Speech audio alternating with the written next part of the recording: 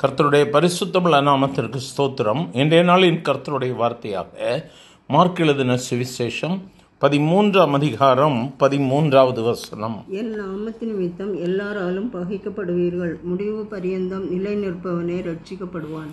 எனக்கருமையானவர்கள், இந்த இடத்துல கர்த்தராகிய இயேசு சொல்லும் பொழுது சொல்லுகிறார், இயேசு என்கிற நாமத்தை உச்சரித்து அவருக்காக கீழ்ப்படிந்து நடக்கிற ஒவ்வொருவருக்கும் பலவிதமான பாடுகள். நாம் எல்லாராலும் பகைக்கப்படுவோம். இயேசுவை நாம் பிரதிபலிக்க ஆரம்பிப்போமானால் உலகம் நம்மை பகைக்கக்கூடியதாக இருக்கிறது. ஆகவே தான் இயேசு சொல்லுகிறார், உலகம் உங்களை பகைக்கும், ஆனாலும் முடிவு பரியந்தம் நிலை நிற்பவனே ரட்சிக்கப்படுவான். நாம் ஆண்டவருடைய சமூகத்திலே நிலை நின்று கர்த்தருடைய வார்த்தைக்கு கீழ்ப்படிந்திருக்கும் பொழுது மட்டுமே நாம் மேலான அனுபவங்களை பெற்றுக்கொள்ள முடியும்.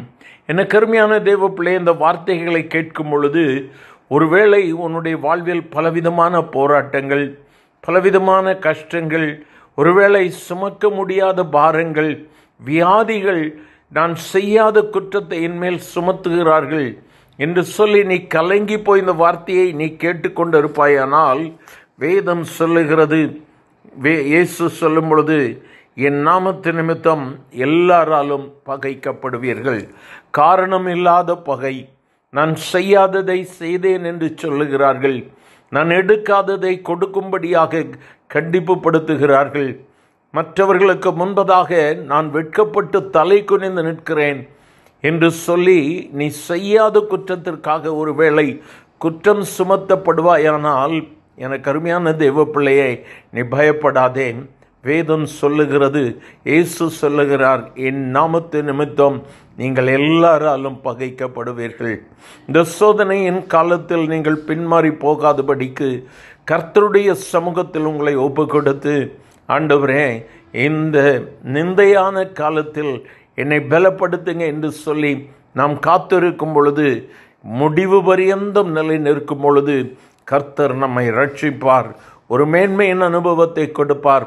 எனக்கு அருமையான தேவ பிள்ளையே, ஒருவேளை இந்த நாட்களிலும் கூட கண்ணீர், கவலை, போராட்டங்கள், நிந்தைகள், அவமானங்கள், எடுக்காததை எடுத்தேன் என்று சொல்லுகிறார்கள் என்று சொல்லி கலங்கி இந்த வார்த்தைகளை கேட்டுக்கொண்டிருக்கிறாயோ, நிச்சயமாகவே முடிவு உண்டு.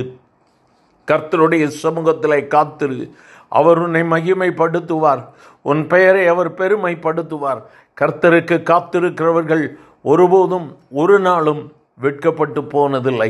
உன் தலையை அவர் உயர்த்துவார். அவரை நோக்கி பார்க்கலாமா? எங்கள் அன்பின் ஆண்டவரே, ஆசீர்வதிக்கப்பட்ட இந்த நல்ல காலை வேளைக்காக நன்றி ஆண்டவரே.